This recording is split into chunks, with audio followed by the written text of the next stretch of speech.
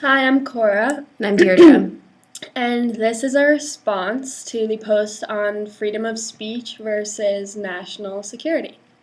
So, a lot of this post revolves around how we should be free to say whatever we want to, and that freedom of speech trumps this idea of privacy of the NSA and government corporations. Sorry.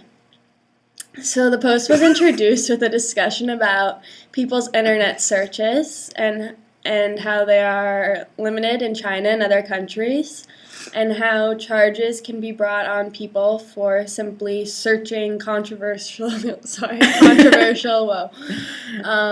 or outlawed phrases or even events. I think this is interesting. It reminds me of the obviously more controlled government in North Korea, which restrains its people so much that they have no knowledge of the outside world and what goes on with their country's government. So in the post, you made the point that the U.S. is moving closer to this type of communist government that we obviously see in North Korea, and we see is growing in other countries. And I think this is kind of an extreme statement that isn't necessarily grounded by solid information. It's an interesting point of view, and I do think that our privacy is increasingly encroached on with more and more every day, but not to the point where it's as violating to the people as it is in other countries.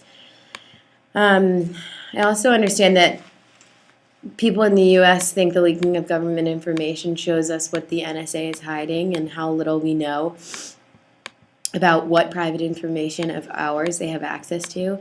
But I also think that there's a possibility that our safety might be in jeopardy if they didn't have access to that information.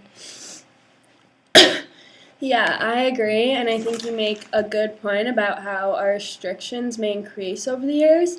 But we do have a government that is very much controlled by the people, and it's definitely more capitalist than communist. And I don't think it will ever get to the point where people don't have the freedom to search what they please.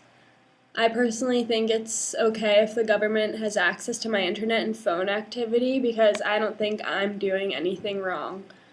I wouldn't be nervous about them getting any sort of information off of that. But as I was thinking, I was obviously thinking as I was reading your article, but then I thought about some of the things Snowden says about the NSA being suspicious, even about people they shouldn't be suspicious about. And it does make me uneasy.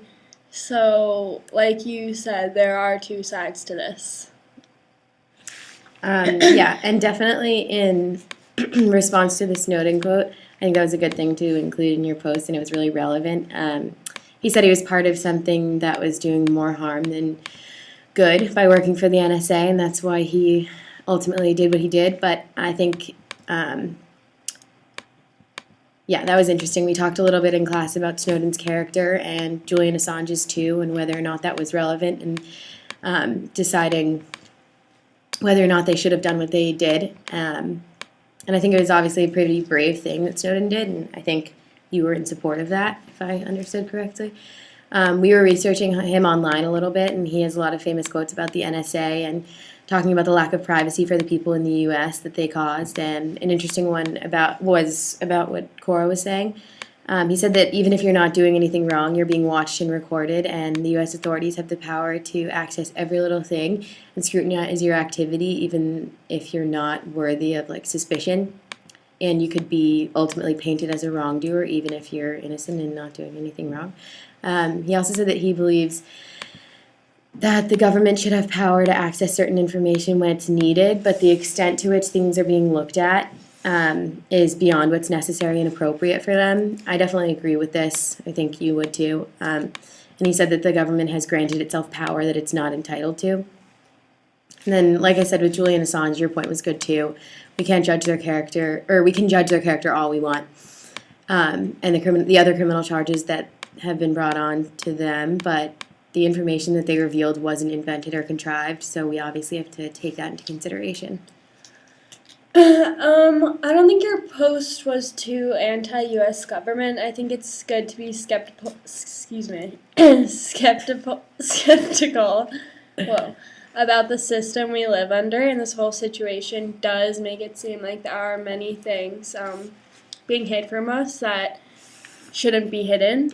The question is, should they be hidden to protect our government from scrutiny by other countries? I don't know. It's also true what you said about whistleblowers being a danger to our government. By leaking information, they put people and organizations in danger. So I don't know. I'm pretty torn about this issue, and I think your post shed a lot of light on how important it is that people be able to say what they want to say without it being recorded and stored for an unknown amount of time. Forever. Yeah, forever. Forever. It's also important that there's some sense of transparency with what the government is doing, but at the same time, it's hard to ask that of the NSA because some things really do need to be protected and kept secret from us and from other countries to avoid, dangerous situations. I don't think either of us has a really strong opinion on it, but I think we're both torn. kind of torn. Yeah. But your article is definitely very interesting and shed some light on the situation. So we'd like to hear back from you and see what you think about our opinions. Yeah, please comment anything, ask any questions back. We'd love to hear them.